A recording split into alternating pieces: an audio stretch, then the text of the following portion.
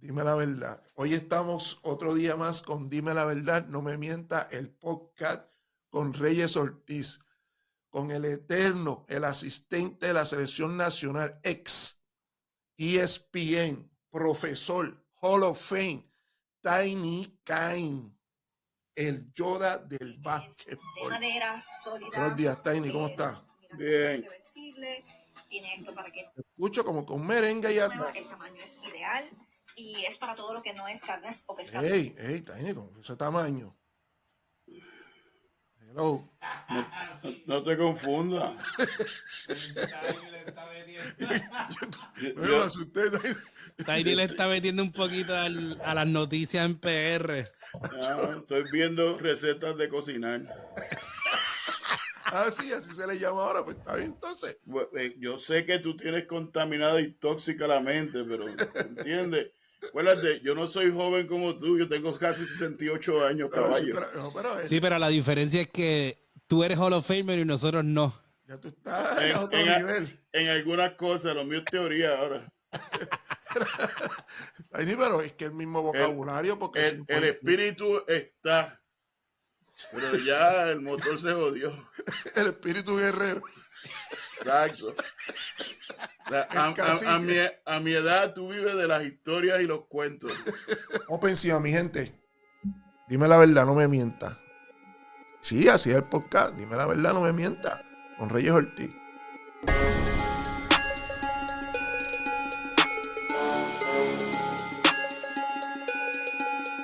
Dime la verdad, no me mienta.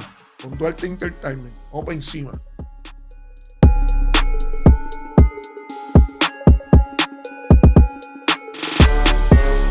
Tiny, no hablo contigo hace una semana más o menos, así de básquetbol. Saludamos rapidito. Seguimos con el problema de los números. Sí. Ya no hay espacio.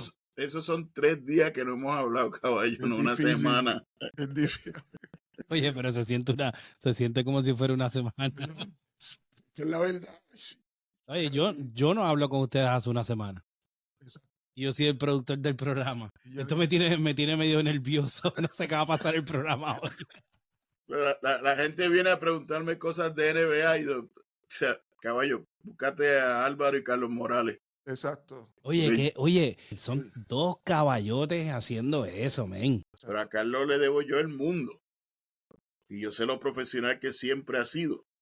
Tú sabes la historia de que él me usa a mí ahora como una de sus herramientas en la presentación de por qué los coaches tienen que compartir información. Porque él va a Latinoamérica y todavía ya están con la cuestión de no serruchar el palo y este es mi secreto y yo tengo todo escondido. Y él hace la historia de la jugada del tiro libre, que él me la preguntó, después nosotros fuimos a una final y yo se la dije. Y es brutal. No hay problema con eso. Y es brutal porque lo compartió con otros coaches.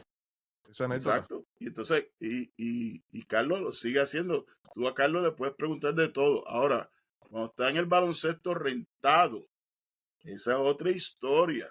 ¿Entiendes? Porque cuando estamos a ese nivel, el coach tiene una expectativa de vida muy corta. Nosotros somos tan buenos como el último partido. Entonces, pues ahí tienes que cuidarte mucho más. ¿Ves? Ahí tú puedes tener prácticas cerradas y cosas así. O sea, yo tuve esa experiencia en la NBA cuando yo me sentaba con... Yo nunca fui a la conferencia de prensa del head coach prepartido porque nunca dicen nada. Especialmente en Nueva York, que es un show, una esgrima entre el coach a ver quién es el que más sabe o cómo te puedo coger fuera de base. Así que era sentarse con los asistentes y los asistentes medían mucho sus palabras. Así que tú tenías que tener ojo clínico y observar. Mira, ¿Quieres un ejemplo? Busca en YouTube cualquier entrevista de Popovich. Sí, ese es el tema hoy. Hoy vamos a hablar en Dime la verdad, no me mienta, el podcast con Reyes Ortiz. Vamos a hablar del baloncesto rentado y lo que es el baloncesto formativo o infantil o categorías menores. Que a veces se confunde, pero hoy en día se está mezclando esto, Tiny. ¿Cómo tú ves esto?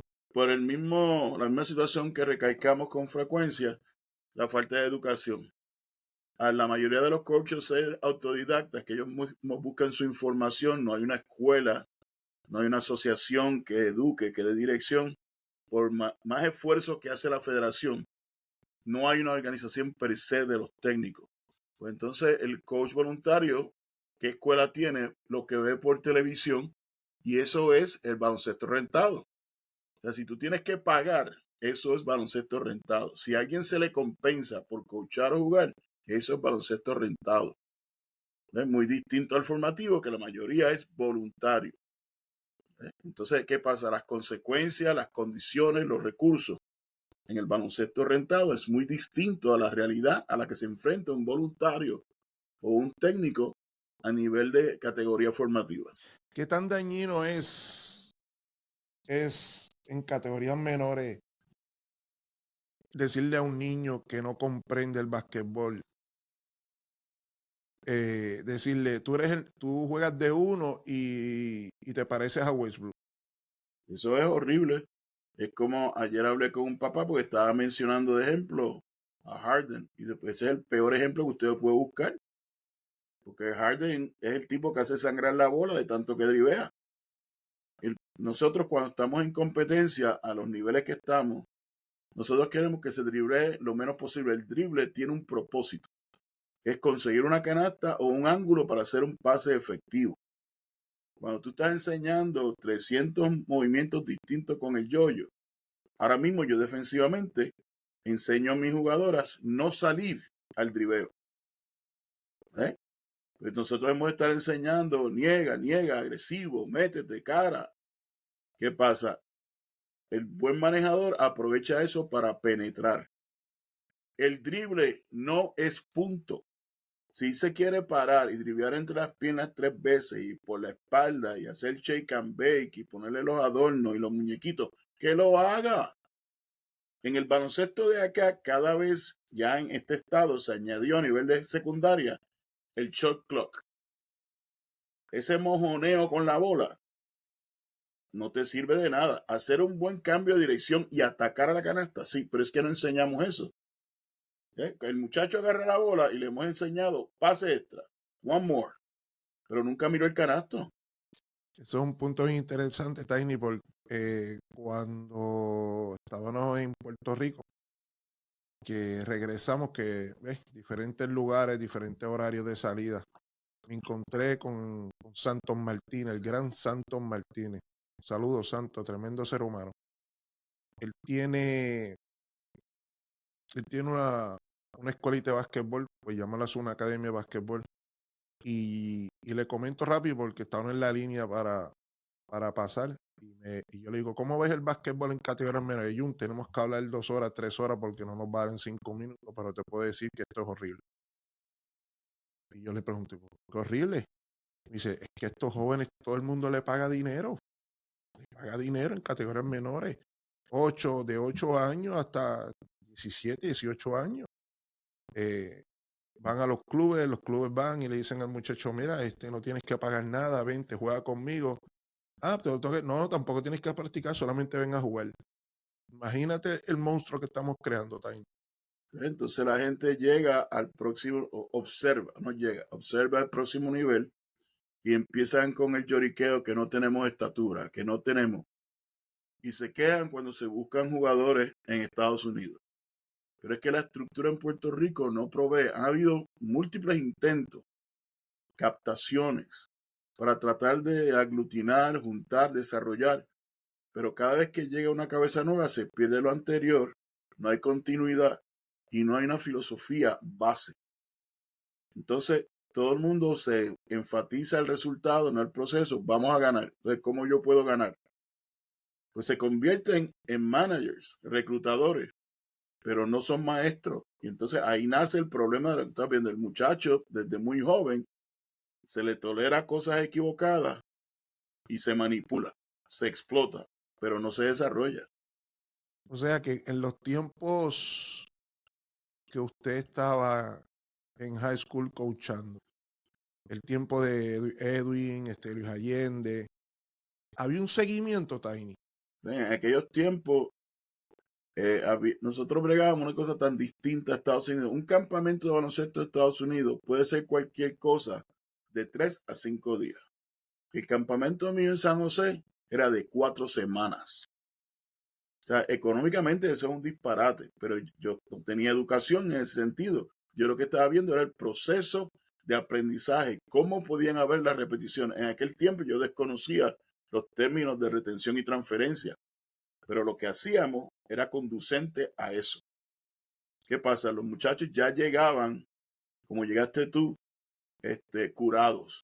Ustedes habían jugado en la calle, entreteniéndose, la famosa 31. Y no había cuestión de que se jugaba por la noche, por la mañana, al mediodía en el sol, en brea, cemento, cuesta abajo, con tenis, en zapatos. Pues cuando usted venía a las categorías menores, ya venía con cierto bagaje, con cierto conocimiento. Entonces era mucho más fácil. Entonces en aquel tiempo se hacían unos entrenamientos picapiedra.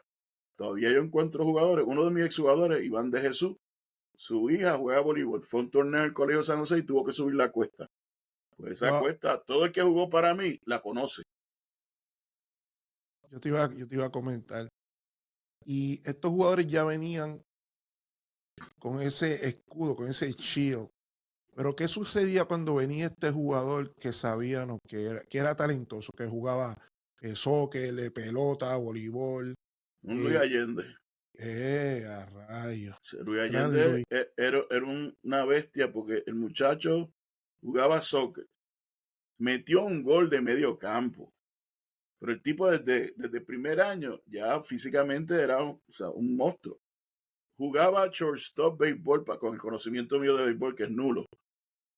Hubieras visto ese juego entre el Pilar con Cachapito Ramírez y Tiny Kane coachando béisbol. 2 baloncelistas bregando con eso. Pero la ventaja que yo tenía con Allende es que estaba jugando shortstop casi en el left field. Y lo que tenía por brazo era un bazooka. Sí. O sea, me jugaba outfield y shortstop a la misma vez. Suerte que no podía batear 2 veces porque te salvaba. Exacto. Entonces imagínate, si el soccer era bueno, el béisbol era bueno y en baloncesto hizo la selección nacional. O sea, pues, pero esos muchachos tenían el talento, pero tenían la ética de trabajo. El único que no me practicaba duro era Fico López. Exacto. Si tú fueras si tú tuvieras a Luis Allende ahí, al lado tuyo, y pudiera describir, o sea, poder explicarle a las personas cómo este ser humano llegó de 0 a 100, pero todo el tiempo en ascenso, no solamente en el básquetbol, en disciplina, tremendo ser humano. Ahí tienen un ejemplo clásico del reflejo de la casa. Su mamá se hizo doctora en medicina y ella estaba en todos los juegos. Y era un peligro para los árbitros porque se paraba en la línea de base, en el baseline, y les gritaba. Cuando Luisito me llegó a mí en primer año de escuela superior, y por eso tenemos que tener cuidado los técnicos con el vocabulario y los apodos, yo le puse un apodo a él, Mecha Corta. Cuando él lo eligieron al Salón de la Fama, mencionó ese apodo y gracias a ese apodo él aprendió a controlarse. O sea que Luis es Hall of Fame. ¿Sí? Es inmortal ya. Sí. Pero a temprana edad, porque Luis, yo tengo 50, Luis puede tener 52, si acaso, por lo máximo. Entonces, como estudiante, él estudió en Mayagüez. No cualquiera entra al recinto. Ahí era una estrella. Ahí era una estrella. Atleta y estudiante de más de 4 puntos. Estudiante de honor. Yo siempre, cuando conocía, lo había visto jugar. Cuando compartí con él el BCN, estamos dando un ejemplo. Yo pensaba, ¿cómo te explico? Le voy a poner un poquito de presión, pues se va a salir en la práctica. Tipo fino, fino, y me confrontaba, no me va a romper la cabeza, no me va a sacar. Y ahí yo entendí, con el tiempo, ya pasó 1 año, 2 años, 3, 4, hasta el 1998, que Allende era un ejemplo a seguir a los jóvenes. Y eso no se promueve. Dentro y fuera de la cancha. Exacto, no se promueve. ¿Tienes que decir algo, Luis? ¿Cómo? Yo siempre he tenido esta pregunta. Desde la perspectiva de ustedes jugaron con él. Yo lo vi jugar cuando chamaco. Pero la diferencia que él era a nivel superior y a nivel de la selección nacional. ¿Cuánto fue la diferencia que él trajo en el equipo y en los equipos que él jugaba? Porque él no era, que él es 6'6", 6'5", por ahí. 6'6", pero sólido. Por eso, a eso es lo que me refiero. Era como un 3. Era como un 3 natural. Pero es que no es la estatura, es el acumen. Right, y es ahí donde voy. IQ. Es ahí donde voy, por eso es que digo, ¿cuánta era la diferencia que él hacía en el juego cuando él estaba en cancha? Yo voy a decir algo y tú añade, Tiny, o puedes decirme sí o no, Jun, también, como siempre, regañándome, no hay problema. Pues eso se trata, ¿verdad, Tiny? El que no aprende repite. Exacto. Sí. Cuando yo lo vi jugar, cuando jugué con él, me di cuenta que es ese jugador que hace cosas que no están en las estadísticas. Y no estamos hablando que hace mejor al compañero, hace cosas que no salen en la estadística. Box out, comunica, mala mía, me equivoqué. Él no estando mal, pero es para levantar el ánimo al compañero. O sea, son muchas cosas, muchos detalles cuando uno está en el juego. Sí, pero ya lo que estamos hablando ahí, lo que ustedes están expresando, es el resultado. ¿Entiendes? Él no nació así.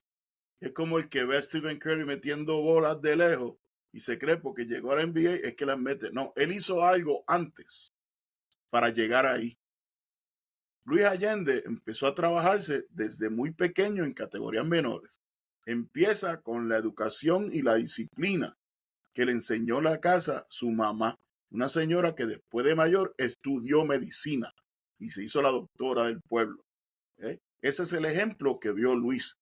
Entonces, Luis cae en una institución como es San José, que es como es Perpetuo, como es San Ignacio, que son bien competitivas académicamente.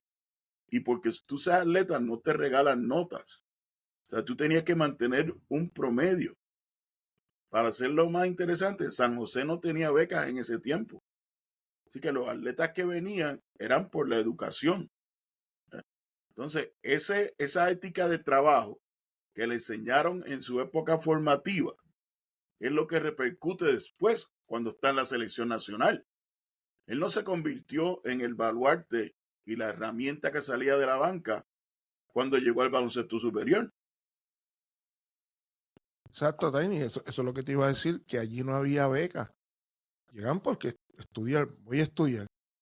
Quiere decir, Tiny, que ese era Luis Allende, ese era Luisito.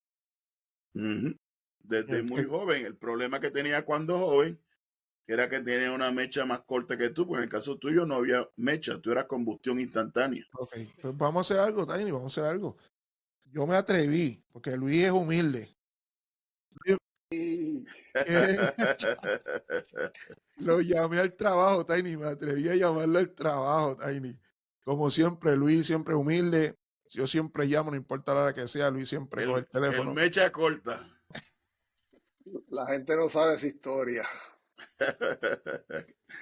Luis, los dos son Hall of Fame. Los dos son Hall of Fame. Yo quise darle esta sorpresa a Tiny porque siempre, como dice el señor Rolando Fraser, lo que me vayan a dar me lo dan en vida. Y qué más bonito empezar este podcast con el primer exjugador, porque ya eres exjugador, ahora eres padre de un jugador del BCN y 2 Hall of Fame, y darle esa sorpresa a Tiny. Tiny, ¿cómo te sientes con estar Luisito ahí? Contento, hace tanto tiempo que no lo veo, pero Luis fue responsable de mucha felicidad, de muchos eventos positivos de mi carrera, sobre todo en la institución que defendimos por tantos años. Luis, ¿y qué tienes que decirle a Tiny? ¿Era blandito o era verdad que ponía la cara en la brea, en los puchos? Lo hacía Luis. Bueno, para que la gente entienda el impacto que Tiny tuvo en mi vida. Yo llego a San José con 14 años y mucha gente no sabe esto, pero yo vengo de una escuela privada en Fajardo que mi clase de graduanda tenía 8 estudiantes. Wow. Y yo no había jugado nada en mi vida, nada organizado. Llego a San José y en mi clase de educación física mi profesor era Nicolás Pérez. Nicolás. Y yo estoy en 9º grado y yo soy igual de grande, igual de gordo desde 9º grado. Así que Nicolás me ve en 9º grado y dice, tú vas a jugar baloncesto. Y yo, ¿qué? Y voy a las prácticas de JV. Primero juego balompié y después voy a las prácticas de JV. Saber nada de baloncesto, de defensa, de rotar. Y caigo en las manos de Tiny Kines. Y el resto es historia, ¿sabes? Tenemos muchas historias que contar y Tiny es responsable de que yo pude jugar 20 años en baloncesto superior, 10 años con la selección. Así que Tiny fue esa base que lo primero que nos enseñó fue disciplina, de verdad. Y que para hacer algo tienes que ser disciplinado y ser parte de un equipo. Yo tuve la bendición de jugar en San José con muchos buenos jugadores. No tuve la dicha de jugar con Ramón, porque Ramón ya estaba en 4º año cuando yo estaba en 9º, Ramón Ramos. Pero sí, mi 2º año ya Tiny me sube al varsity, donde estaba Edwin Santiago, Jorgito Álvarez, Fernando Lopo, Lidio Soriano. Y yo creo que ese año mío en 10º grado tuvimos uno de los años más exitosos. Ganamos un montón de juegos jugando contra equipos bien buenos. Porque en San José jugábamos en la liga, la Puerto Rican High School Athletic Alliance, pero Tiny nos llevaba a jugar los torneos de la Merced, los torneos bien difíciles. Así que muchas historias de San José. Cuéntale de la cuesta de San José. Bueno, los que no han ido al colegio de San José, hay una cuesta para subir el colegio. Y esa cuestita que mucho no la hicieron correr. Y temprano en la mañana, otra historia es la piscina. Nosotros en la pretemporada tenemos que llegar antes de las clases. Y yo soy de Luquillo. Y para mí llegar temprano a San José era una misión porque no había la ruta esta 66, era por la 65 Infantería. Wow. Llegar, y yo desde Luquillo, y nosotros íbamos en guagua pública, desde Luquillo para Río Piedra. Llegar temprano, soltar el bulto, tirarte esa piscina que estaba congelada, a ponerte a nadar y a patear y seguir pateando y no paramos de patear para después coger clases, no podía ni subir las escaleras. Tú sabías que la temporada había empezado porque en los intercambios de clases tú oías los lamentos cuando iban subiendo las escaleras. Se podía subir las escaleras. Eso. Y la historia me echa corta, lo voy a decir. Porque la gente que me vio jugar siempre me vio como un jugador bien tranquilo, bien pasivo, que no peleaba con nadie, que tenía control emocional. Pero cuando yo llegué a San José, yo quería pelear con Tiny, con el árbitro, con el jugador de otro equipo, con el compañero mío. Y una vez, si no me equivoco, fue un torneo en San Ignacio, que estaban jugando afuera, porque San Ignacio nos ponía a jugar los primeros juegos afuera, bajo el sol. Yo estaba, pero con la mecha bien encendida. Tiny entró a la cancha, me cogió por aquí y me llevó desde la mitad de la cancha al banco y te sientas ahí hasta que no te tranquilices, no vas a jugar más. Y ahí fue que yo empecé a entender lo que era control emocional. Y con el famoso dedo. Mira, es bien bonito, Tiny. Te lo voy a explicar por qué en mi parte, porque yo compartí con Luis en el BCN. Y yo vi que a Luis le dieron palo. Sí, palo. ¿Entiendes? Palo. Y hacerle algo cortito, Luis se va para la derecha contra el exjugador y le da un palo en la cabeza. Pero un palo que yo pensé que le había roto el cuello a Luis. Luis cayó, se levantó con energía, gritó. Y como que se calmó. Ay, ni tú me entiendes. Y yo dije, aquí se formó. Pero cuando yo entré, pues tuve que hacer la venganza, el back pick, el clásico back pick, a 75, a 50 pies del canasto. Sí, porque lo que sucede es que cuando ya uno conoce a Luis, pues ya uno le coge un cariño. Y yo era como pero que... había otro problema con eso. Si tú le hacías una pantalla a Luis y su compañero no le avisó que esa pantalla la pusieron ahí en el camerino y vas a ver la tenis tamaño 14 de supositorio. Sí, es cierto. Oye, Penny, y hablando de la selección, puede ser que yo esté mal, pero Luis fue el sustituto de Quijote en ese tiempo, ya Quijote saliendo de la selección de Puerto Rico en la 3. Tuvimos la encomienda, Dean Borges y yo, para allá para el 93, de pasar esa transición, porque Quijote sí jugó con nosotros un torneo en el 94, el preolímpico, el premundial, Sí, pero en el 93 fue el primer torneo donde Dean y nos dieron, Carlos Morales nos dio la posición a mí, a Dean, y imagínate, Dean yo creo que es 1 o 2 años mayor que yo, pero yo tenía 23 años. Y esa encomienda, en ese momento uno no lo entiende porque uno está jugando tanto baloncesto y está tan envuelto en seguir creciendo como jugador que uno no entiende la posición que te estaban poniendo, pero ahora que uno ya está un poquito mayor se da cuenta de que todo es una transición y reemplazar a Quijote en esa posición tan importante para la selección fue grande. Después vino Rolando, cuando yo me quedé, cuando Dean se retiró, después vino Rolando y el equipo nacional pues fue unos años exitosos gracias a que teníamos a Concord en el centro y yo se lo digo a mi hijo todo el tiempo. Cuando vemos la selección jugar y lo que está sucediendo con el equipo nacional, yo le digo, para nosotros era bien fácil ir a representar a Puerto Rico cuando cuando estaba el Concord en el medio, cuando estaba Piculín, era bien fácil Que, jugar. Y es tú y yo que que jugamos con él en San Germán lo sabemos, qué fácil era sí. jugar con el Pico. es tantas cosas que él trae, porque te permite a ti ser más arriesgado en el perímetro, porque está él cubriendo errores. ¿Ves? Entonces es un factor en ambos lados de la cancha, ofensivo y defensivo, y encima un jugador inteligente. Yo voy a añadir esto, o sea que Tiny prácticamente los dos se crecieron a la misma vez en el BCN, porque tú estuviste en la selección con Carlos Morales, si no me equivoco, ¿verdad, Tiny? Tuve Estuviste también 6, con 7 Luis. años como scout. Nunca tuve la dicha de estar con ellos y viajar, pero a mí me mandaban a diferentes sitios muy extraños. O sea, yo tuve un sitio en Brasil que se llama Guaritenguetá. Ahora, imagínate, y era el único boricua allí. Pero Wow. fueron unos años este, bien interesantes y bonitos a la vez, porque se me dio una oportunidad para aprender y trabajar con la selección tras bastidores. Y es brutal porque como ya tú conocías a Luis, estabas con Carlos, en el mismo círculo, Carlos Morales, Panelli, que tú sentabas a hablar como Yo tuve coach. la suerte de tener 3 jugadores con los que yo trabajé en la selección. Fico, que yo no desarrollé nada, simplemente tuve la suerte de tenerlo. De Ramón y Luis, con ellos dos sí trabajé. Y Ramón fue un factor grande, porque Ramón estando en la NBA, venía a mi campamento los veranos a trabajar con los muchachos. Si tú ves un jugador de NBA haciendo los drills, ¿sabes? Otra historia que tiene que traer Luisito son los viajes a Piñones y al Morro. Eso es así, Entrenar. eso O es sea así.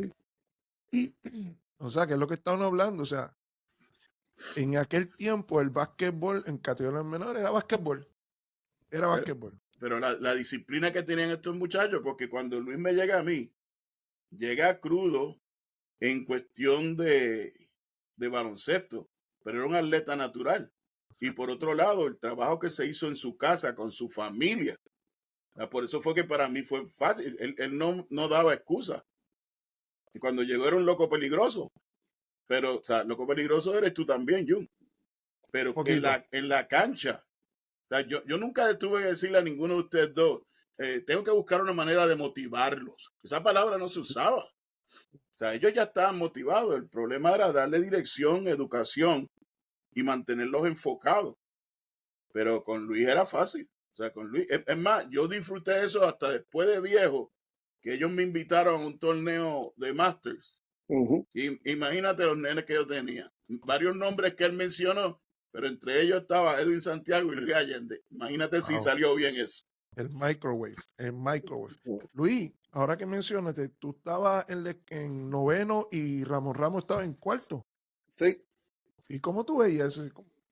Tú estás sentado ahí a ese monstruo por ahí Es lo que pasa, Jun, que es que yo creo que yo nunca había visto en un juego de baloncesto superior nacional creciendo. Mi vida en mi escuela era, nosotros nos tiramos una bola de soccer en el recreo y jueguen ahí, porque no había equipo de nada. Era una escuela bien rara. Okay. Y cuando yo llego ahí es que yo empiezo a entender lo que es una estructura, lo que es practicar, lo que es disciplina. Yo llego a San José, yo soy de Luquillo, en San José, pues yo veo a Ramón Ramos, veo a Lopo, que eran mucho más grandes que yo. Es la primera vez que yo estoy con alguien que es más alto que yo, pues yo toda mi vida siempre he sido el más grande. Entonces ahí uno empieza a entender lo que es disciplina y practicar. Y mucha gente no sabe y Tiny me corrige, cuando yo estaba en noveno o en décimo, Tiny era el coach de los Brujos de Guayama y el apoderado era Henry Newman. Y yo con 14 o 15 años, Tiny me lleva a practicar con Guayama y yo creo que me iban a firmar. Y yo por alguna razón no firmé y el otro año fue que yo firmo con Canóvana, que yo había jugado todas mis categorías menores en Canóvana. Wow. Y ahora que mi hijo está viviendo esto y está pasando por el proceso de tener que estar en el banco y ganarse minutos y demás, y me dice, pero tú a la edad mía ya tú jugabas. Y yo, sí, papá, yo jugaba a tu edad, pero ya yo llevaba como 4 o 5 años sentado en la banca practicando con Angelo Cruz, con Bernardo Figueroa, con Ramón Ramos, con Félix Rivera, con Juan Trinidad, así que Charlie tiene que pasar. Bermúdez. Charlie Bermúdez, así que tienes que pasarle, hay que darle lana para comer de la pechuga. Tu tiempo va a llegar. Así que esos son momentos que ahora que uno está ya más viejo, uno se acuerda y fueron oportunidades que se dieron y supimos aprovecharlas.